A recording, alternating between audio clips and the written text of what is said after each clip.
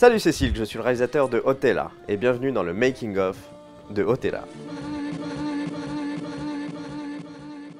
Otella, c'est 8 mois de travail à peu près, 4 mois de préparation, 6 jours de tournage et 4 mois de post-production.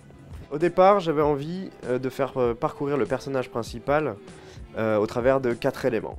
La mettre dans l'eau, c'était un moyen de changer de monde, de passer d'un monde classique qu'on connaît bien à d'un coup quelque chose qu'on ne connaît pas. Première nuit, on arrive à la piscine de Châtillon-Malakoff. En général, quand on est sur un tournage, entre le moment où on arrive et le moment où on tourne, il se passe 2 heures. Là, il s'est pas passé 2 heures en fait.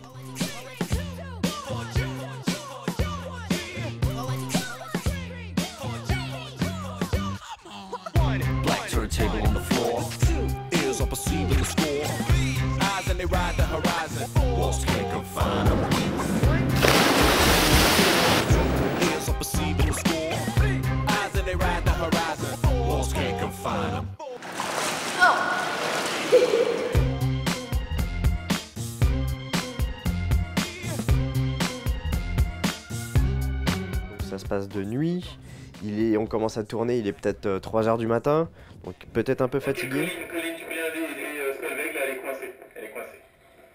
La robe qu'elle avait s'emmêlait en fait dans ses jambes. Donc quand elle est descendue,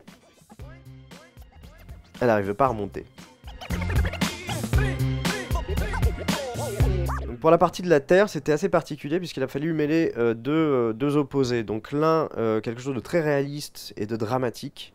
Et d'un autre côté, il fallait que ça reste élégant et esthétique.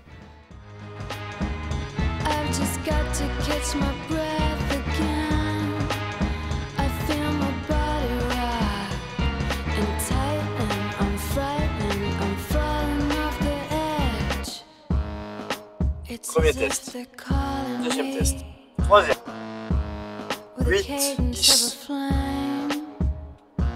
15, 20.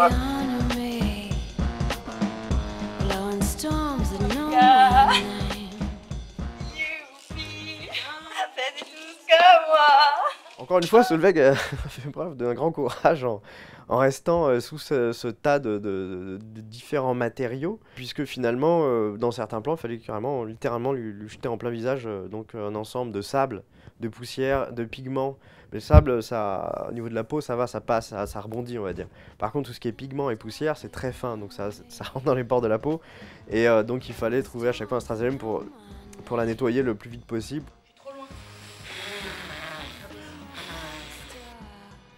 Il y a un moment sur le tournage où c'était un peu spécial puisque Solveig donc étant en train de se faire recouvrir de poussière, elle devait hurler parce qu'elle rentrait dans cette espèce de nouvel univers un peu brûlant, poussiéreux.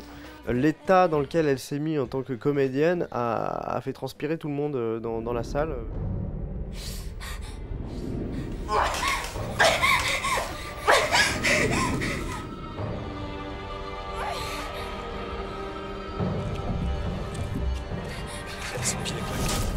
On l'a fait se jeter dans l'eau, on l'a fait se jeter sur des matelas, donc grosse performance et en plus toujours avec le sourire.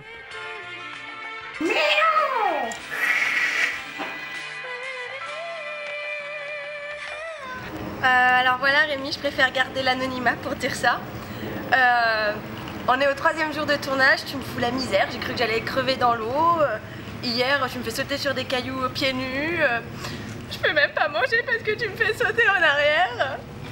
Mais en fait, je suis trop contente d'être là. Du coup, bah, merci beaucoup. Et on se revoit au dernier jour de tournage pour voir si je mange toujours chat de soir. Mais je trouve que tu as énormément de talent et je suis contente de faire ce projet avec toi. Poutou bisous. Toute la séquence Renaissance s'est passée en une journée. C'est vraiment le moment le plus, je pense, poétique du film. Donc il fallait que ce soit lent et assez doux. Et sur le tournage, je me souviens que c'était assez intense.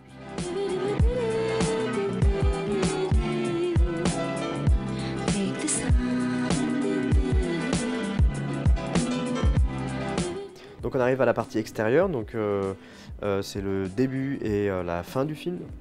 Je voulais donc parsemer dans un univers naturel et réaliste quelques éléments surnaturels, comme donc ces grands piliers de la Grèce antique, qu'évidemment on ne pouvait pas les fabriquer en taille réelle, puisqu'ils sont immenses. Donc on a juste fait fabriquer des bases, on s'est inspiré de cette matière pour prolonger les colonnes. D'ailleurs, les dessins d'enfants que vous voyez sur ces pylônes viennent des dessins que j'ai récupérés dans une poubelle qui est en bas de chez moi, où il y a une maternelle. Donc voilà, ce sont des vrais dessins d'enfants, je ne sais pas qui c'est.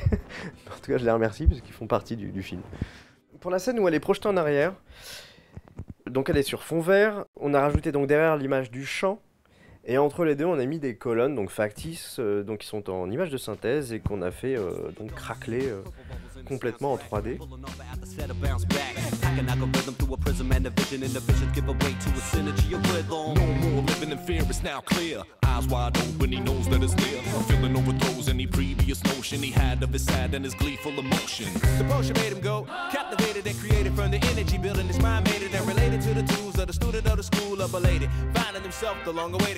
Ok, dès que tu mets la main là, donc tu la laisses en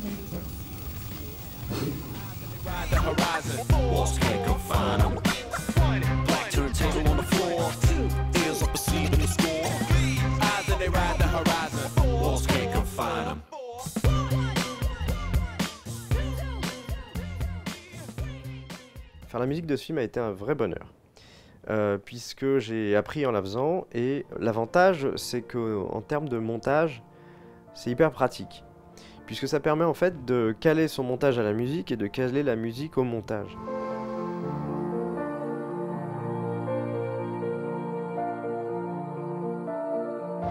Et la musique est quelque chose d'assez incertain qui me plaisait bien, c'est-à-dire que il se passe quelque chose d'un peu magique qu'on ne contrôle pas forcément, surtout quand on fait appel à des personnes extérieures pour interpréter ses propres compositions. Pour ça, j'ai fait appel à une chanteuse qui s'appelle Christelle Namour, qui a une voix absolument incroyable. Elle a un enseignement lyrique et classique, ce qui était donc très bien pour le score du film. C'était aussi très intéressant de chercher quel est le thème du film, quelles sont les notes qu'on veut entendre dans ce genre de film, et quelle est la présence de la musique par rapport aux images. Par exemple, j'ai passé pas mal de temps à essayer de trouver les notes qui correspondraient au personnage d'Ivy, donc du personnage principal, le personnage positif, et quelles seraient donc les notes de son opposé, Otella. Et finalement, la réponse est très simple. Sur les notes d'un clavier, les notes blanches appartiennent à Ivy, les notes noires appartiennent à Otella.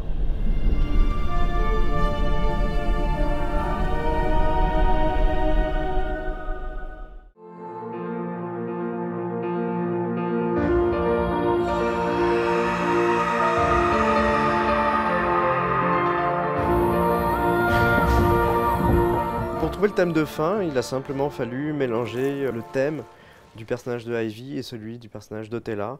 C'est un parallèle avec ce qui se passe aussi à l'image, où l'on voit donc le personnage de Ivy, mais légèrement métamorphosé dans un univers très réaliste, avec quelques éléments du personnage d'Otella.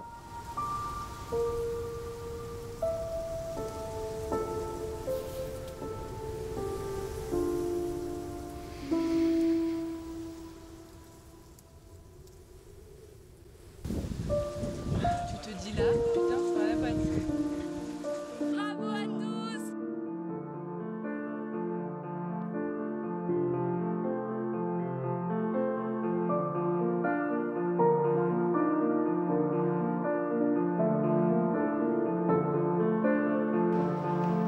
Yeah, yeah, yeah.